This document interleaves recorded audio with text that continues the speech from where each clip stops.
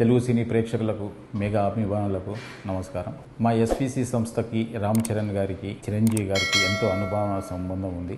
మా ఇద్దరి మధ్యలో చరణ్ గారికి నా మధ్యలో మంచి రిలేషన్షిప్ ఉంది. నేను అభిమానించే హీరోల్లో రామ్ చరణ్ గారు ఒకరు. ఆయనని అవమానపరచడం కానీ, ఆయనని కించపరచడం కానీ నా జన్మలో నేను ఎప్పుడు చేయను. నేను ఇచ్చిన ఇంటర్వ్యూలో ఆయన గురించి చిన్న మాట దొర్లినా అది నా తప్పే.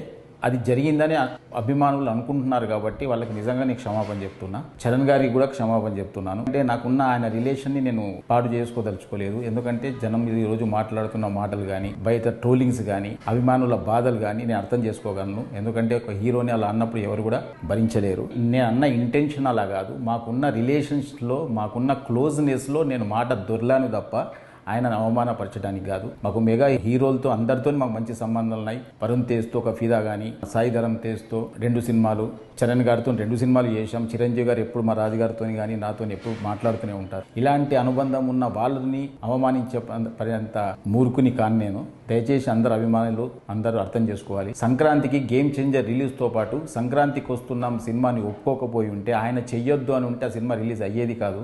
ఆ రోజు ఆయన మనసు గొప్పది కాబట్టి ఆ రోజు ఇబ్బందులో ఉంటారేమో ఫైనాన్షియల్గా అనుకుంటూ కూడా ఆయన, ఎందుకంటే పెద్దగా బడ్జెట్ అయిన సినిమా కాబట్టి మీరు మంచిగా దీన్ని కూడా రిలీజ్ చేసుకోండి అని ఒక గొప్ప మనసుతో ఒప్పుకున్న వ్యక్తి ఆయన. ఆయనను ఎందుకు అవమానపరుస్తాం?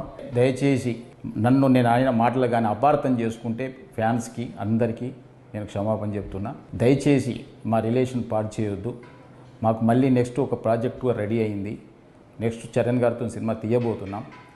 అలాంటిది అనవసరంగా మా ఇద్దరి మధ్య ఈ అభిప్రాయ భేదాలు తీయకండి అని అందరినీ వేడుకుంటున్నా. చూసిన ఆంధ్ర ప్రేక్షకులందరూ కూడా గమనించాలి, నాకు చరణ్ గారికి మంచి రిలేషన్ ఉంది. నేను ఆయన గురించి ఎప్పుడు తప్పు మాట్లాడను. ఇచ్చిన ఫస్ట్ ఇంటర్వ్యూ కాబట్టి కొంచెం నాకు తెలియకుండా కూడా ఏదైనా మాట దొర్లిందేమో, అలాంటిది కూడా ఏదైనా అర్థం చేసుకోవాలని అందరికీ కోరుకుంటున్నాను. Thank you very much.